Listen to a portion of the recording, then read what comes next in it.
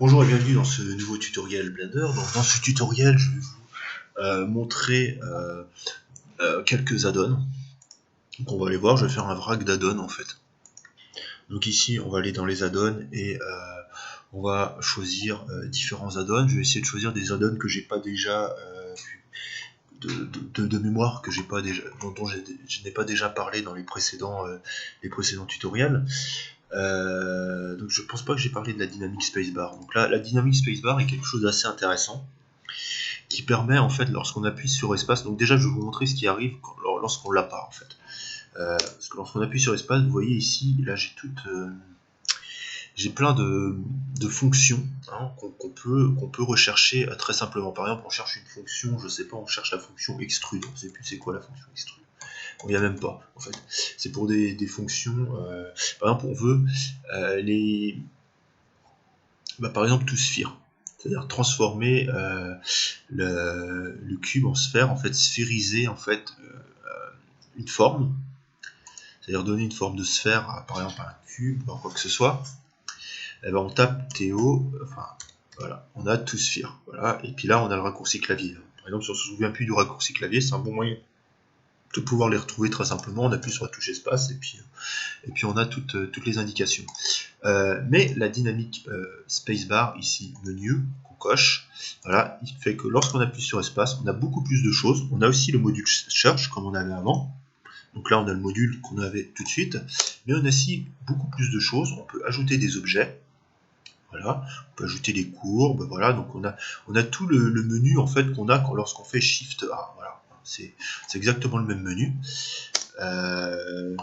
On a tout ce qui est transform menu, donc voilà, grab, rotation, scales, donc redimensionnement, rotation et déplacement. On a le to sphere, on a plein d'autres choses. On a les miroirs, donc on peut faire un mirror très simplement. Et le snap, on peut ajouter un modifieur directement à partir d'ici. Donc c'est une fonction très très bien, donc je me sers assez souvent, donc je ne montre pas trop dans les tutos parce que j'essaye à chaque fois, à chaque tuto, d'avoir la version de base que n'importe qui aurait à partir du moment où on la télécharge. Parce que si j'ai une version trop développée, donc ça c'est une version que je garde à part, la version que j'utilise qui est bien développée, tout ça, parce que c'est pas la version de base que vous avez, et j'essaye à chaque fois de repartir de la version de base de Blender pour que les choses soient compréhensibles pour vous. Voilà, donc voilà pour ce premier add-on. Donc on va aller en voir un autre. Donc on va aller voir. Alors celui-là je l'avais déjà fait. Point Factory, je crois que j'ai déjà fait. Faut que je parle aussi d'add-on que je connais, hein, parce que je suis loin de tous les connaître. Bon, je vais vous reparler de Point Factory. J'en avais peut-être déjà parlé, mais j'aime bien cet add-on. Bon, après, c'est une utilisation très spécifique, hein, mais je vais quand même en reparler dans celui-ci. Donc, voilà, donc Point Factory, ici. On va supprimer le cube. On va faire Shift A. Ou alors, on peut utiliser aussi en parallèle l'add-on qu'on avait précédemment, le Dynamic Spacebar. Donc ici, comme ça, on appuie sur espace et on va dans Add Object Mesh et on va dans Void ici. Donc vous voyez le petit icône ici en forme de prise électrique, ce qui permet de dire que on est sur un add-on. On va démarrer et vous voyez ici, donc j'appuie sur le point du pavé numérique pour pouvoir zoomer. On a un écrou. Et vous voyez ici, on a plein de contrôleurs pour pouvoir le modifier. On peut passer un void ou un nuts. Donc là, c'est les écrous. Là, ça devient une vis, alors un boulon plutôt. Voilà. Donc là, on a différentes formes de boulons. Donc Noit, on n'a rien ici. On a le mode Allen, donc on a voilà, une clé Allen. Et Philips, on n'a rien plus. Je vois pas trop la différence entre Philips et Noit. Mais voilà. Donc ici, on a la taille de la tête, on a voilà. Donc plutôt ici c'est plutôt la taille et ça c'est la hauteur, voilà. On a le shank, donc c'est la partie qui se trouve ici, plus ou moins grande. On peut augmenter son diamètre, voilà, comme ceci. On peut augmenter la hauteur de la partie filetée. Ici on choisit. le major diamètre, donc c'est le diamètre justement de la tissue T, comme ceci, voilà. Le minor, donc c'est celui de le diamètre intérieur. Vous voyez, on voit un peu moins bien, mais voilà, là on peut le grossir, voilà, jusqu'à passer par-dessus, quoi, et à changer le filetage. Ensuite, on a le pitch, donc ça c'est le nombre de tours. Voilà, on peut choisir comme ceci. C'est un peu plus réel d'ailleurs, comme ceci. On a le crease, donc ici c'est l'augmentation de cette partie-ci, la partie qui se trouve ici. Voilà. Et le roots, c'est la racine, donc l'augmentation de la racine. Voilà, donc ça permet vraiment de configurer totalement un boulon. On peut faire la même chose avec les notes, on a moins de choses. Hein. Voilà, donc l'intérieur. Donc le minor et le major, toujours, donc on va se rapprocher un peu plus pour voir. Vous voyez, le diamètre minor, major, c'est celui-ci. Et le minor, c'est celui qui est à l'intérieur. Le pitch, pareil. La hauteur de l'écrou. Le crease. Voilà, la partie intérieure, vous voyez ici, c'est la partie ici qui est plus ou moins grande. Et le pourcentage. Voilà. Donc là, bah, la hauteur. Par pan. Vous voyez, c'est une hauteur, c'est par palier. Et puis la taille. Donc après, on a différents modes prédéfinis. Et ici, on a un M8. Voilà, on a certains boulons qui sont déjà prédéfinis. Voilà. Donc c'est surtout des boulons. On a déjà des presets de fait. On peut choisir en hexa, en calme, en rond, comme ceci, en dôme. Voilà, donc ça ressemble plus à des j'ai oublié le nom, peu importe, à des pans, voilà, ou à des counter sheets, voilà, comme ceci. Donc ça c'est des têtes fraisées, ça sert beaucoup plus dans le bois, je crois, si mes souvenirs sont bons. Donc voilà pour cet add-on, hein. Vous avez pu en voir une bonne partie.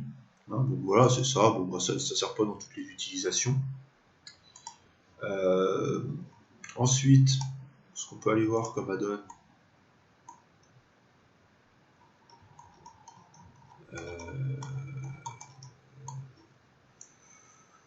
on va aller voir.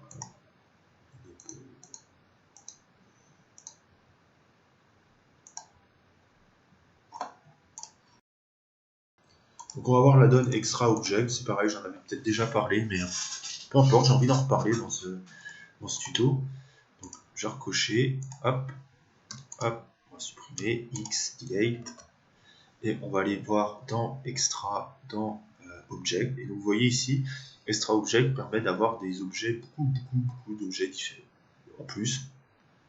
Donc on a des objets qui sont formés d'une seule vertice, add, voilà, on a une seule vertice. On peut faire des extrusions comme ceci, hein. Et ça peut avoir des avantages, on peut créer comme ça des objets avec à partir d'un seul point, hein. CTRL Z. Donc ça peut aussi servir à utiliser ce qu'on appelle le skin ici. Donc de cette façon, on peut créer du volume à partir d'une seule vertice. Et c'est aussi l'avantage que lorsque c'est appliqué, on ne peut pas l'appliquer, il faut que je passe en mode objet. Voilà, lorsque c'est appliqué, eh ben, on a un bone directement. Donc on peut aller ici dans le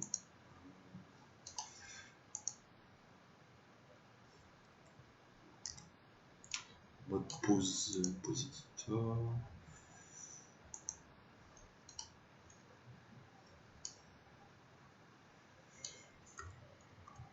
Donc ici on n'a pas de bone. J'ai pas fait ce qu'il fallait pour avoir un bone. Pardon. Donc je vais reprendre.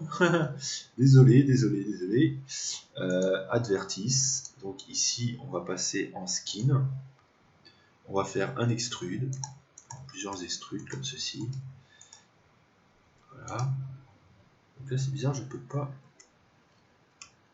Voilà. Donc à partir d'ici, là je passe en mode objet, je fais create armature. Donc là je digresse un petit peu, mais c'est quand même intéressant. Et voilà. Et donc là je passe en mode pause, et vous voyez qu'ici il suffit de sélectionner la matière, de faire une rotation, et vous voyez qu'on peut animer complètement notre objet. Donc ce système permet de faire des personnages très rapidement. D'ailleurs je vais faire un prochain tuto sur le sujet. Donc voilà, donc ça c'était même pas l'objet du truc en fait. J'ai complètement digressé, mais je pense que c'était intéressant. Donc on va repartir avec un fichier de base, ça va être plus simple, et puis je vais remettre la donne extra object. Donc ici on va aller dans 3D View, non pas dans 3D View, on va aller dans Add Mesh extra object. Voilà. On va supprimer le cube. On va aller chercher nos extra objects, là ici avec une seule vertice.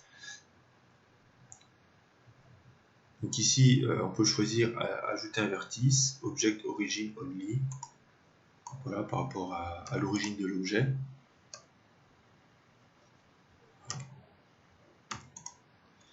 Voilà. Origine, bon après je connais pas tout. Donc par rapport à des fonctions mathématiques, zmat, voilà. Donc ici vous voyez que cet objet a été créé à partir d'une fonction mathématique qui se trouve ici, qui est assez compliquée. Mais bon, on peut par exemple changer une valeur. Donc ici, si on met 3, vous voyez que ça change l'objet. Donc après, je suis pas un as en maths. Il faudrait que je m'améliore à ce niveau-là. Je pense que ça m'aiderait grandement en 3D. Donc là, on peut changer les subdivisions, donc avoir quelque chose de beaucoup plus précis, et changer la taille en X et en Y. Voilà. Donc changer la taille uniquement des bords en fait. Si on veut changer la taille de l'objet, malheureusement, il faut par exemple faire S, X, mais si on le fait, on perd tout là. Et donc notre objet n'est plus modifiable à partir de la fonction. Voilà, c'est perdu en fait. Donc voilà, donc là on a créé à partir des fonctions mathématiques. On a ici un round cube, donc c'est un cube mais en forme de rond. Voilà. Si par exemple on passe en mode edit, c'est un cube subdivisé en fait. Round cube. Et donc là on a différentes fonctions. On peut changer le rayon, on peut changer la taille. Voilà. Sur une valeur. Donc ça permet de faire des capsules. Voilà, là on peut créer des objets très simplement. Donc là c'est le nom de subdivision, vous voyez des côtés.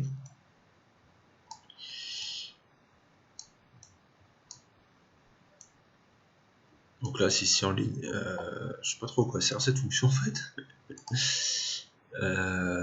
Voilà, bon, moi je vous explique les bases du truc.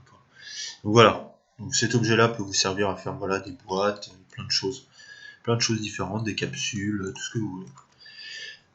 Ensuite, donc à partir des fonctions mathématiques, donc une fonction z, une fonction x, y, z, vous voyez, ça donne des choses assez intéressantes.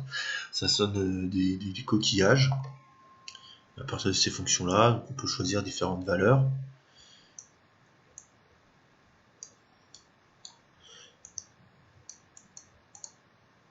Donc là, c'est le minimum, maximum. Donc on peut choisir le maximum au niveau de la fonction. Vous voyez, ça change les stries, le nombre d'étapes pour ajouter en précision.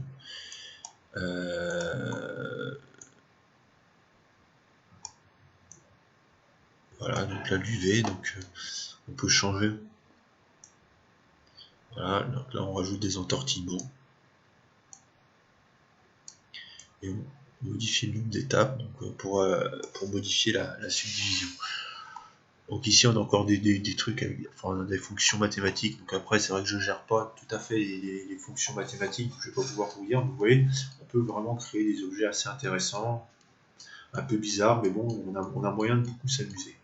Moi, c'est ça que j'adore, en fait. C'est un peu les add-ons que les gens créent, qui permettent de créer des objets des fois complètement loufoques, et de pouvoir créer, par exemple, des structures vraiment très très simplement à partir de fonctions mathématiques. Parce que imaginez qu'on ait besoin de modéliser, je sais pas, un coquillage comme ça.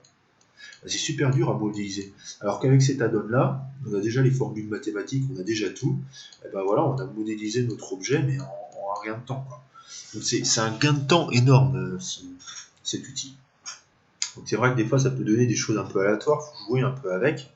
Mais une fois qu'on a bien joué avec et qu'on a trouvé des choses intéressantes, rien ne vous empêche de prendre des notes. Moi, c'est ce que j'ai fait pendant un moment, et ce que je vais recommencer à faire dans un document Word. Je mets toutes les, enfin, tout simplement, je fais une capture d'écran de ça. Je fais une capture d'écran et tout ça, en fait, je reprends après exactement les mêmes valeurs, ici. On peut reprendre, c'est du procédural, donc il suffit de retaper les mêmes valeurs, on a le même résultat ici. Donc je reprends exactement les mêmes valeurs que ma copie d'écran, que le fichier Blender que j'ai enregistré. Et voilà, ça se refait automatiquement. On a juste à réutiliser la donne et à remettre les valeurs, on a juste à suivre la procédure et on a exactement la même chose. Donc voilà. Donc c'est ce que je vais faire également beaucoup plus cette année, c'est que je vais beaucoup plus faire de procédures. Je vais essayer de procéduriser mes façons de créer pour essayer de trouver les manières de créer les plus efficaces. Voilà. Voilà. Donc on va passer à un autre sujet. Donc voilà, je digresse un peu, mais je trouve que c'est intéressant quand même de digresser. Dites-moi dans les commentaires si c'est intéressant. Donc tout ce qui est pipe, donc là les pipes, c'est tout simple, hein, c'est des tuyaux. Donc là le tuyau épaule, voilà. On peut choisir le rayon, on peut choisir la division, donc dans ce sens. On peut choisir l'angle, voilà, on change complètement l'angle, la longueur en haut, voilà, tout simplement. Donc ensuite, les autres types de tuyaux, donc on a en T, en Y, en cross join, donc ici cross join, voilà. On peut changer différentes choses, la taille, nombre de divisions, l'angle. Ici c'est pas frappant, mais donc là je sais pas, ça change pas énormément.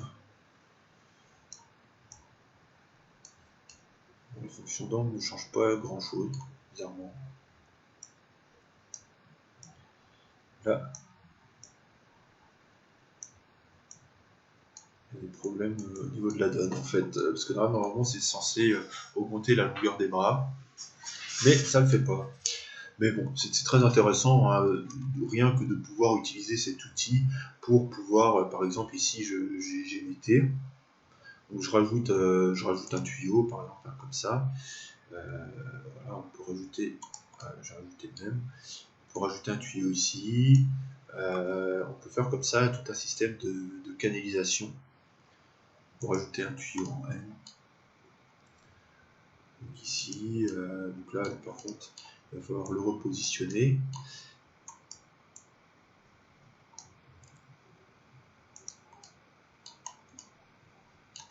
Voilà, comme ça. Donc là, on met en R, on passe bien.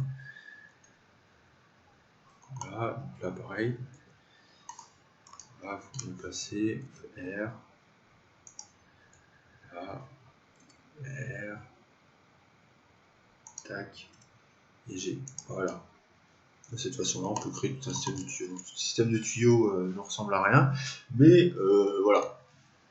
Puis pour créer des tuyaux classiques, pas que ce soit des tuyaux comme ça, il vous suffit de faire un cylindre et d'enlever ici, de mettre les câbles, de mettre nothing, et de cette façon, on a un tuyau sans haut et sans bas, un cylindre. Je vais me zoomer sur le cylindre sans haut et sans bas, ce qui permet de faire en fait un tuyau et de faire par exemple S, Z et de augmenter sa hauteur et puis de le replacer à la suite des autres tuyaux. Voilà, je ne peux pas le replacer, mais voilà, vous avez compris le principe.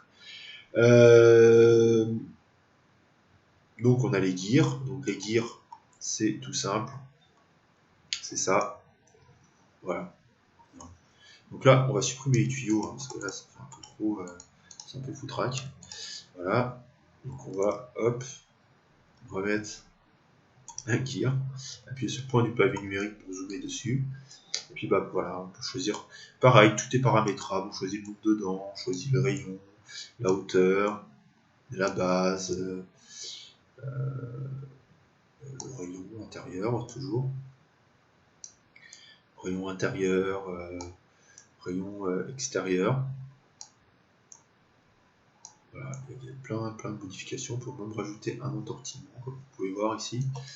On peut vraiment créer énormément de choses. On pourrait même créer, je sais pas, des sortes de bâtiments avec ça.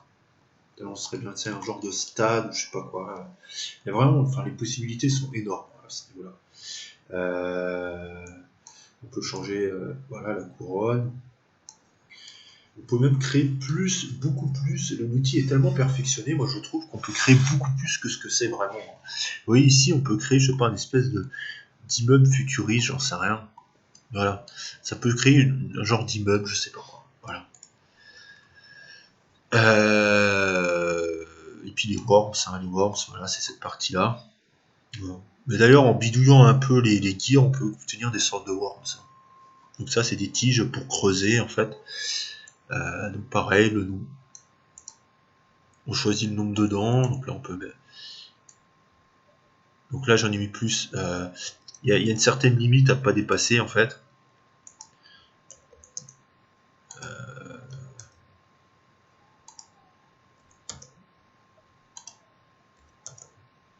Voilà, on doit pas pouvoir en mettre plus de 4. Parce que si on en met 5, voilà, il n'y en a plus que 2. On peut pas en mettre plus de 4 dedans. Hein. Ils auraient dû limiter le compteur d'ailleurs. Voilà, donc là la hauteur, le rayon, la hauteur mais en distordant les trucs, en distordant les dents en fait.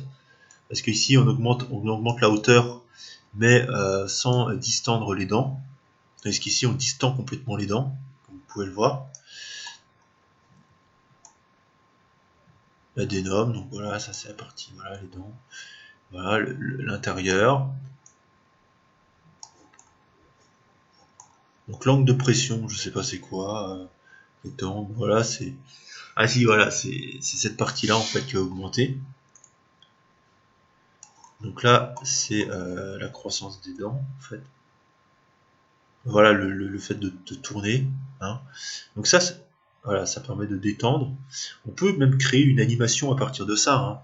Hein. Ici, par exemple, on fait I. Ah, peut-être pas. Non, on peut pas. C'est dommage, ça aurait été intéressant. Quelque chose à rajouter pour les développeurs. Puis bah voilà, la couronne, l'orientation de la couronne. Donc voilà pour cet outil. Ensuite, on va passer à la suite, les tors. Hein. Donc là, c'est des tors différents. Donc on a le tors classique. Enfin, on a l'impression que c'est le tors classique, celui-ci, le torus. Hein. Donc la forme en forme de béguet. En fait, vous voyez qu'elle est twistée, cette forme. Et après, on a beaucoup plus de paramètres avec celui-ci. Voilà. On peut choisir le twist, hop, même jusqu'à arriver à une forme, vous voyez, complètement comme ceci. Donc là, vous voyez, ça peut donner un espèce de tuyau. Il y a des milliers de possibilités. Voilà. Voilà. Donc on va passer à l'autre tore, donc le super torioïde.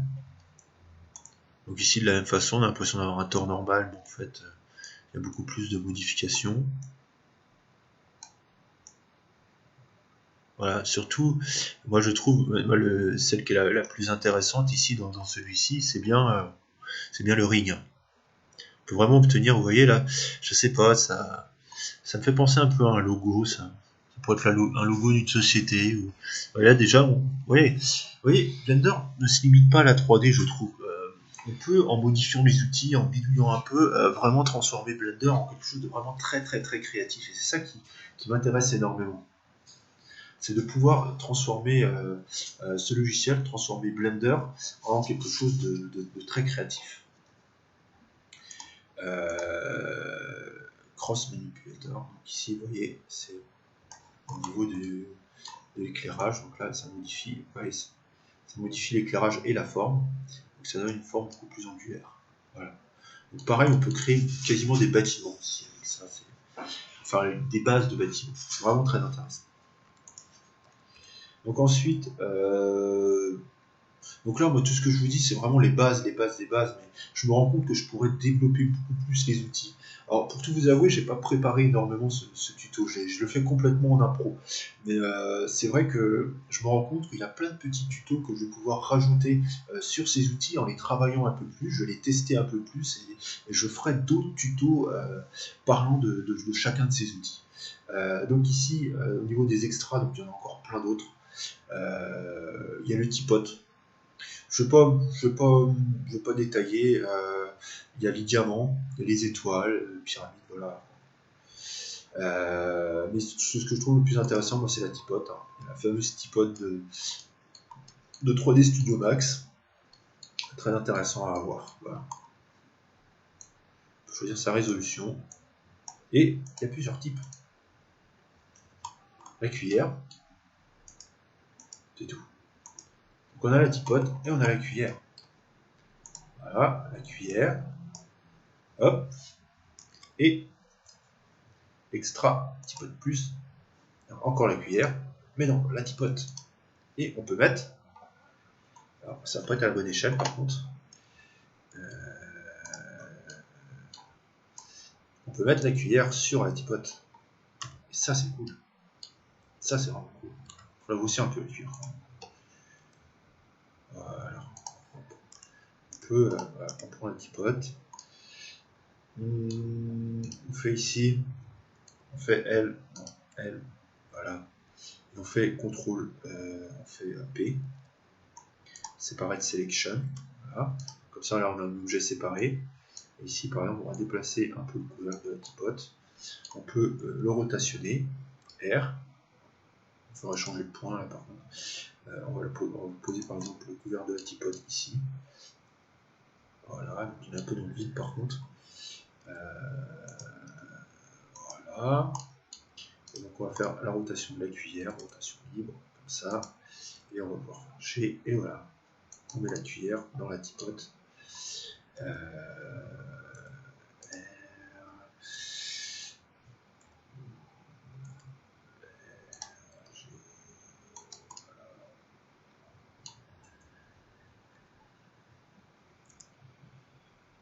Voilà. Et la cuillère, elle est dans la tipote. Voilà. Donc, je vous remercie d'avoir regardé ce tutoriel qui est un petit peu plus long que prévu, mais bon voilà, je voulais faire un vrac d'add-on, ça faisait un moment, j'en referai d'autres. Donc je vais faire énormément de tests là dans cette année 2016. Je vous montrerai pas tout, mais je ferai énormément de tests avec Blender. Je lirai énormément de bouquins sur Blender, beaucoup plus que ce que je l'ai fait par avant. J'ai d'ailleurs mettre tout cet apprentissage dans une seule forme, c'est-à-dire je vais sûrement créer, je sais pas, un rendu, un film d'animation, je sais pas encore, c'est pour ça que j'ai pas encore détaillé le truc. Mais merci beaucoup de me suivre, et puis bah très bientôt pour un prochain tutoriel.